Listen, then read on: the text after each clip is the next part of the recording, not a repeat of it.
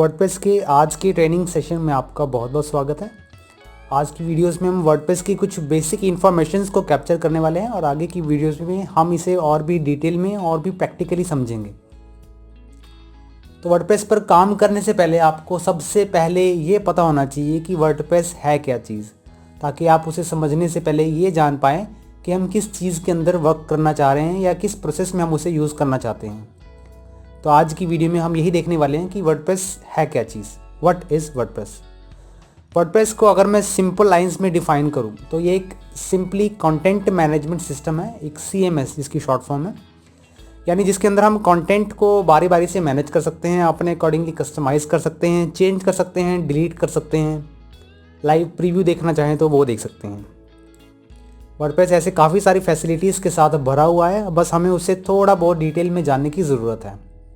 तो आगे की लेक्चर्स में आप ये देखेंगे कि आप वर्डप्रेस को किस तरह से यूज़ कर सकते हैं और उसे डीपली जानने के बारे में आपको इस कोर्स को कंप्लीट देखना होगा, तभी आप वर्डप्रेस के इस एसेंशियल ट्रेनिंग को कंप्लीट कर पाएंगे और उसमें वर्क प्रोसेस को जान पाएंगे कि आप किस तरह से वर्डप्रेस को देख पाते हैं, किस तरह से एक वेबसाइट को क्रिएट कर पाते हैं और इसका यूज़ हम कहाँ कहाँ कर सकते हैं, वो भी इन वीडियोज़ में आप देखने वाले हैं।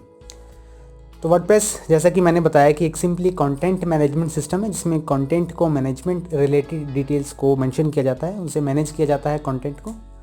तो ये थे हमारे पास सिंपल वर्ड्स वर्डप्रेस रिलेटेड, जिसे हम अगर एक लाइन में डिफाइन करना चाहें तो इस लाइन से कर सकते हैं। देन है हमारे पास वर्डप्रेस की हिस्ट्री, कि वर्डप्रेस में काम करने से पहले आपको ये भी पता होना चाहिए कि इसकी हिस्ट्री क्या है, कि ये कहाँ से रिवील होना शुरू हुआ था। उसके कुछ पॉइंट्स मेरे पास यहाँ पर स्क्रीन पर मेंशन है, बारी बारी से हम सभी पॉइंट्स को चेकआउट करने वाले हैं। सबसे पहला इसका फर्स्ट रिलीज़, कि वर्डप्रेस जो है वो 27 मई 2003 में रिलीज़ हुआ था। सबसे पहले 27 मई 2003 को ये हमें देखने को मिला था, जिसे हमने यूज़ करना भी इंस्टेंटली शुरू कर दिया। वर्डप्रेस को दो पर्सन्स ने मिलकर बनाया था, जिनका नाम था Matt Mullenweg and Mike Little. इन दोनों ने मिलकर वर्डप्रेस को डेवलप किया था।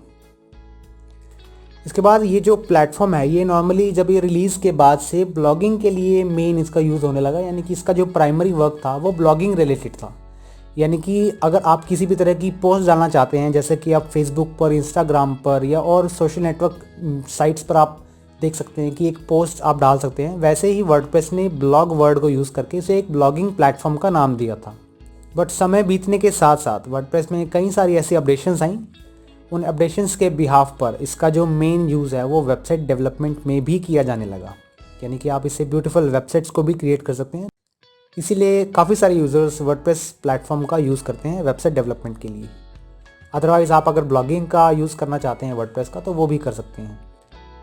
इसके बाद है हम वर्डप्रेस को कैसे डिफ़ाइन कर सकते हैं। वर्डप्रेस को हम दो तरीक़ों से डिफ़ाइन कर सकते हैं। सबसे पहला आंसर मेरे पास यहाँ अवेलेबल है वर्डप्रेस के डेफिनेशन में, वो है एक इंटरफेस के तौर पर, यानी कि वर्डप्रेस एक इंटरफेस के तौर पर यूज़ किया जाने वाला एक प्लेटफॉर्म है, जिसमें हम कंटेंट को क्रिएट करते हैं, उसे पब्लिश करते हैं, ताकि हम अपने कंटेंट को ऑनलाइन ला सकें और उस ऑनलाइन कंटेंट को एक विजिटर इंटरनेट के थ्रू चेकआउट कर सके, देख सके आपके कंटेंट को। वर्डप्रेस एक ऐसा टूल है जो कि एक सर्वर पर इंस्टॉल होता है, फिर चाहे वह लोकल सर्वर है चाहे वो लाइव सर्वर है, आप वर्डप्रेस को ईजिली उस पर इंस्टॉल कर सकते हैं। ये डेटाबेस से कनेक्ट होता है ताकि अपने डेटा को प्रॉपरली स्टोर करने की भी उसे जगह मिल सके एंड आप इसमें पब्लिशिंग करना शुरू कर सकते हैं। लेकिन उससे पहले आपका ये स्टेप रहता है कि आप उसे एक बार कॉन्फ़िगरेशन ज़रूर कर लें, उसकी प्रॉपरली सेटअप ज़रूर कर लें, ताकि आप उसे फ्यूचर में भी प्रॉपरली यूज़ कर पाएँ एंड देन आप अपनी वेबसाइट्स को बनाने का प्रोसेस शुरू कर। वर्डप्रेस एक ऐसा टूल है जो कि पब्लिशर, डेटाबेस और विजिटर के बीच में एज एन इंटरफेस के तौर पर काम करता है। यानी कि किसी भी पब्लिशर को अपना डेटा जो कि डेटाबेस में स्टोर है, इसे विजिटर तक पहुंचाना है तो वो वर्डप्रेस की हेल्प लेता है।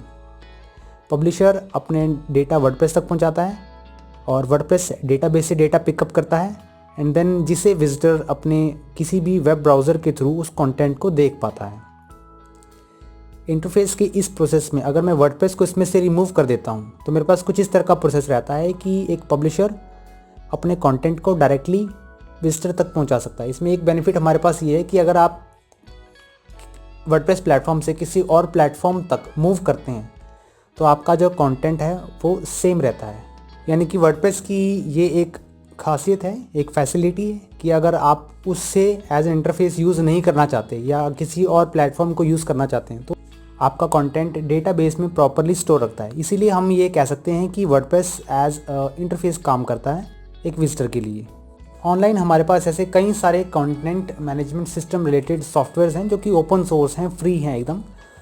आप उन्हें कभी भी डाउनलोड कर सकते हैं और उसे यूज़ कर सकते हैं। मार्केट में ऐसे हमारे पास कई सारे ओपन सोर्स CMS सॉफ्टवेयर्स हैं, जिसका एग्जांपल मेरे पास यहाँ पर स्क्रीन पर अवेलेबल है। आप ऐसे कई सारे सॉफ्टवेयर्स को चेकआउट कर सकते हैं, जूमला, ड्रूपल एंड ऐसे काफ़ी सारे हैं जिन्हें आप कंटेंट मैनेजमेंट सिस्टम के तौर पर यूज़ कर सकते हैं और वेबसाइट को भी क्रिएट कर सकते हैं। इसके बाद है हमारे पास दूसरा आंसर कि हम वर्डप्रेस को किस तरीके से डिफाइन कर पाएंगे। पहला तरीका हमारे पास एक इंटरफेस के तौर पर था कि वर्डप्रेस एक इंटरफेस है जो कि कंटेंट को बनाने में हेल्प करता है, उसे पब्लिश करने में हेल्प करता है ऑनलाइन, ताकि एक विजिटर उसे इंटरनेट के थ्रू एक्सेस कर पाए और आपका कंटेंट देख पाए। दूसरा तरीका हमारे पास ये था कि आप अगर वर्डप्रेस को डिफाइन करना चाहते हैं कि आपसे कोई पूछे कि वर्डप्रेस क्या चीज़ है, तो आपका दूसरा आंसर ये रहेगा कि ये एक कम्युनिटी है, एक संगठन है जो कि उन लोगों के द्वारा बनाया जाता है जो इसे मेंटेन करते हैं और जो इसका यूज़ करते हैं। इस कम्युनिटी के अंदर आप ये देख सकते हैं कि एक ओपन सोर्स प्लेटफॉर्म है, यानी कि इसे कोई भी यूज़ कर सकता है। ये सबसे बड़ा इसका बेनिफिट है कि कोई भी ओपन सोर्स इसे डाउनलोड कर सकता है, यूज़ कर सकता है।